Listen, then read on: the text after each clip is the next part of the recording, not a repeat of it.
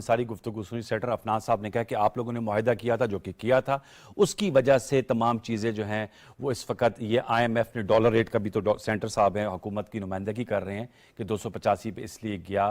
फिर आज हमने देखा स्टेट बैंक ने भी 300 बेसिस पॉइंट्स बढ़ाया है और वो भी IMF की शराइत में शामिल हैं।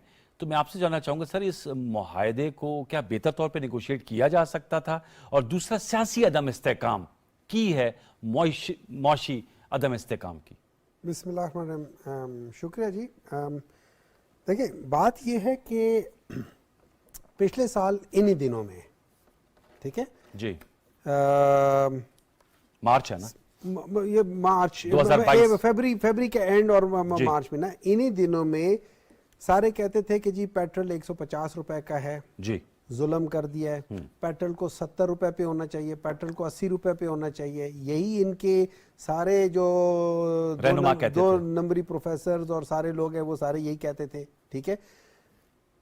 उसके बाद इन लोगों ने कहा कि हम 13 पार्टियां बशमूल एस्टैब्लिशमेंट के, हम 14 पार्टियां मिल के इस मुल्क का निज़ाम ठीक करेंगे। और यहां तक कहा था कि अगर 6 महीनों में ना हुआ, और बड़ा ढंडोरा पीटा गया था कि इसहाक डार वहां से आएगा, और ट्वीट्स आई थी कि वो अभी जहाज में बैठा नहीं है और 8 रुपए या 6 रुपए डॉलर गिर नहीं गया, वो आएगा। तो उसने कहा था कि मैं डॉलर को 200 से नीचे ले आऊंगा, ये कर लूंगा, फलाना कर लूंगा। बेसिकली देखिए, होता ये है, अल्लाह ताला ने लोगों को एक्सपोज करना होता है। अच्छा, जब आप एक झूठ के ऊपर आपने बनाया होता है ना, अब अफनान साहब को ये याद नहीं है कि 2013 से लेके 2018 के दरमियान में इसहाक डार ने वही जुगाड़ लगाई थी जो अभी भी लगा रही थी, और जिसकी वजह से IMF ने एक नई कंडीशन रखी है। वो ये है कि डॉलर को फ्री फ्लोट रखो। उनको पता है कि ये जुगाड़ी है। नहीं तो आपकी जो इनकी जो स्टैट्स है, आप उनको, ये तो इकोनॉमिक्स सर्वे में है ना। देखिए ना, बात ये है कि ये अभी उन लोगों ने कहा है कि आप डॉलर को फ्री, PTI ने तो आके डॉलर को फ्री फ्लोट कर दिया था। और आप समझते ठीक है फ्री फ्लोट, बिल्कुल फ्री फ्लोट। देखिए, डॉलर की एक एक्चुअल वैल्यू, जब आप डॉलर को फ्री फ्लोट नहीं करेंगे ना, तो आप उसके बदले में कुछ ना कुछ कर रहे होंगे कि डॉलर की वैल्यू को उधर तक करें। That is artificial. वो है मतलब मेरे घर की आमदनी वो नहीं है कि मैं अपने साथ कोई अच्छी गाड़ी और अच्छे वो रख सकूं, तो मैं उसके लिए अगर कर्जे लेता रहूं या किसी तरीके से कोई एसेट्स बेचता रहूं ताकि अपने आप को स्टैंड करूं, मैं कब तक कर सकूंगा? गलत चीज है। आपको डॉलर को 21 बिलियन डॉलर से उसने 10 बिलियन डॉलर को इस बात पे फूंक दिया था 5 साल में कि आर्टिफिशियली उसको मेंटेन कर सके, विच वाज, जितने भी इकोनॉमिस्ट हैं दुनिया के, बहुत डॉलर ऊपर जाएगा तो महंगाई बढ़ेगी, हर चीज डिपेंड करती है हमारी, इंपोर्ट बिल बढ़ जाता है, देखिए ऑयल का इंपोर्ट बिल हो जाता है ना। ऑयल किस वजह से? अगर आप देखें, दो मुआहदे ऐसे हैं, दो पार्टीज ने मुआहदे ऐसे किए हैं जिसको अभी तक पाकिस्तान भुगत रहा है। दोनों के दोनों आपके पावर सेक्टर में है, IPPs के। 1993 का है और 1997 IPPs से बनी मोहतरमा दो है ना, नहीं एक उनके और फिर एक नून लीग ने फिर दोबारा किया था, ठीक है।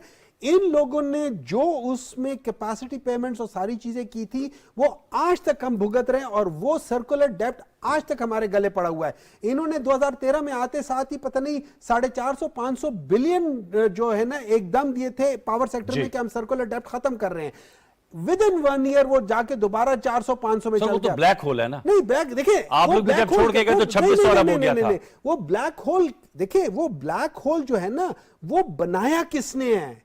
ये प्रॉब्लम बनाया किसने है? हल क्या है? मैं तो चाहता हूं इसमें इंटरेस्टेड हूं, सॉल्यूशन क्या है? ठीक है, सॉल्यूशन ये है कि आज से तकरीबन 1 साल पहले कहा गया था, 9 अप्रैल को कहा गया था कि इलेक्शन करा लो, स्टेबिलिटी ले आओ, जो मर्जी जीत जाए। उस वक्त तो PTI का ग्राफ बहुत नीचे था ना, इलेक्शन करा लेते हैं 9 अप्रैल को, जब आप लोग इलेक्शन, जब हम लोगों को जब वो क्या था ना, असेंबली कर देते ना, इलेक्शंस करा देते, जो भी गवर्नमेंट आती स्टेबिलिटी के साथ आ जाती, जो चाहे इनकी आती, हमारी आती, XYZ किसी की भी आती। और अभी भी आप समझते जो इतने मखदूश मौशी हालात हैं कि इलेक्शन करा के स्टेबिलिटी आ जाएगी? दुनिया की हिस्ट्री में जितने भी डेमोक्रेटिक मुल्क हैं, जंगों के दौरान में उन लोगों ने इलेक्शंस करवाए हैं। सिविल राइट्स, सिविल जो वो राइट्स हो रहे थे उसमें अमेरिका में इब्राहिम लिंकन के जमाने में, उस जमाने में भी उसने इलेक्शन करवा दिए थे। और उसने जब इलेक्शन करवाने के बाद उसने कहा था कि अगर मैं इलेक्शन ना करवाता तो जो इलेक्शन नहीं करवाना चाहते थे वो तो वैसे भी 50% तो वैसे ही जी जाते।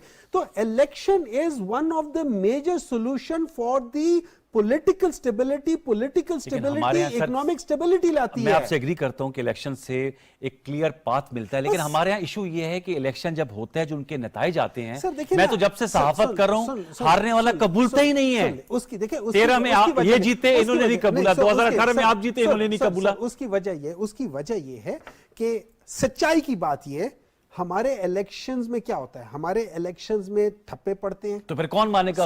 सुन लेना ठप्पे पड़ते हैं। हाँ। हमारे इलेक्शंस में जो मरा हुआ होता है उसका वोट चल रहा है, ठीक है। अच्छा, इसको बेहतर, मैं ये नहीं कह रहा परफेक्ट, लेकिन आपको पता है कि यहां पे ये चीज गलत हो रही है, उसको बेहतर करने के बाद तरीके हैं। उनमें से एक तरीका है कि आप इलेक्ट्रॉनिक वोटिंग मशीन ले आए। अच्छा, इलेक्ट्रॉनिक वोटिंग मशीन के ऊपर बहस हो सकती थी आज से 1.5 साल 2 साल पहले, जब अफनान साहब उसके एक्सपर्ट हैं। नहीं, एक मिनट है जा, अफनान साहब ने उन्होंने ईवीएम पे बड़ी रिसर्च की हुई है।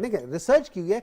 इन लोगों ने इतनी ज़हमत नहीं की और इससे बड़ा जुल्म इन लोगों ने कोई नहीं किया, इतनी ज़हमत नहीं की कि जाके एक दफा मशीन चेक कर लेते। इसका जवाब ले तो मैं लेकिन आपने कहा कि इस हल ये था उस वक्त भी कर लिया जाता, पिछले साल इलेक्शन हो जाते तो आपके ख्याल में पॉलिटिकल स्टेबिलिटी आ जाती। Political stability is mandatory obviously for the financial stability. नुकता ये है कि उसकी किस तरह हासिल की जाए। आप डिसीजन सही और गलत ले सकते हो, लेकिन स्टेबिलिटी, अगर आपको पता हो कि एक पॉलिटिकल स्टेबिलिटी आई हुई है तो उसकी वजह से आपके पास अब अच्छा एक और प्रॉब्लम होगा। जब आप पॉलिटिकल एक मिनट देते ना, जब पॉलिटिकल स्टेबिलिटी नहीं आएगी तो कोई भी आदमी आपके साथ जब मुआहदा कर रहा होगा तो वो उसमें भी वो थोड़ा सा घबरा रहा होगा। I agree with you.